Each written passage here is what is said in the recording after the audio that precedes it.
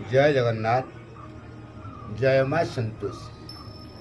प्रिय दर्शक बंधु, ज्ञान गंगार 22तम आलोचना आपण मानक मोर स्वागत। आज आलोचना करिबा ज्योतिष शास्त्र मध्य जन्म जातक भाग्य विचार। केतेकर जन्म जातक आमे विचार कर देखुचे यही व्यक्ति ठारे कालसर्प जोग रही अछि।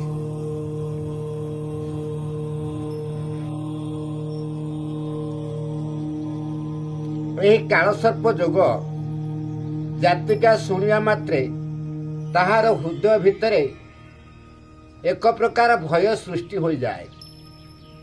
यही कालसर्प जोग 8 प्रकार मध्यरु मु आज आलोचना करुछि अनंत कालसर्प जोग संबंध में।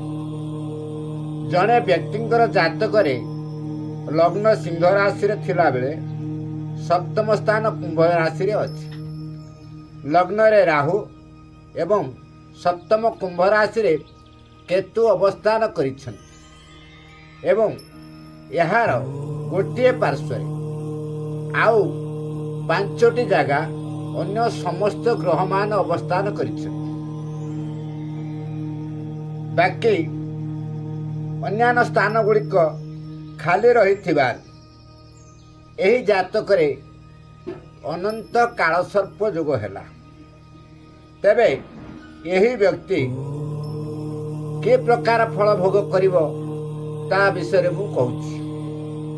यही व्यक्ति केबे जीवन रे मानसिक शांति पाई परिबो नाही। सदा सर्वदा अशांति रे समय कटिबो।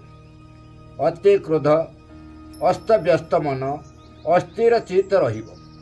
यही व्यक्ति नीच बुद्धियुक्त एवं दुर्बुद्धियुक्त मध्य हब। चालबाजी, कपटी, टाउटरी और असत्य भाषणकारी मिथ्यावादी होई नाना रकमर षड्यंत्र लिप्त रही हताश हो जाए एवं लोकमान पाखरे नीच हो जाए। माली मोकदमार जड़ित हो राजदंड मध्य भोग करे। विभिन्न व्यवसाय करी प्रचुर मात्रा क्षति सहिबाकु ताकु पड़े। निजर पद प्रतिष्ठा को संभालिबा पाई चेष्टा करी मध्य से हारी जाए।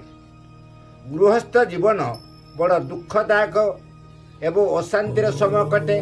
कौन से मते शांति पाई पारे नाही। यह अनंत कालसर्प जोगु ही घटी थाए। आपण माने आमर वीडियो देखुथांतु। आग अन्य कालसर्प जोग विषय आलोचना करिबा। तेबे आज जनवरी 30 तारिख मंगलवार 12 राशिफल जोग कहिबा। मेष धन लाभ, वृष समस्त कार्य हानि, मिथुन धन लाभ करिवे एवं जत्कृत पीड़ा अनुभव करिवे। कर्कट सम्मान प्रतिष्ठा एवं सिंह अर्थहानि घटिबो। कन्या वस्त्रभूषण प्राप्ति हेबे। तुला मनस्ताप घटिबो एवं अर्थहानि घटिबो। बिच्छा सकल कार्य खुशी हेबे। धनु शत्रुजय रहिबे। मकर राजभय अच्छी। कुंभ द्रव्यहानि घटिबो। मीन बंधु मिलन घटिबो। आमर नियमित वीडियो देखुथान। जय जगन्नाथ।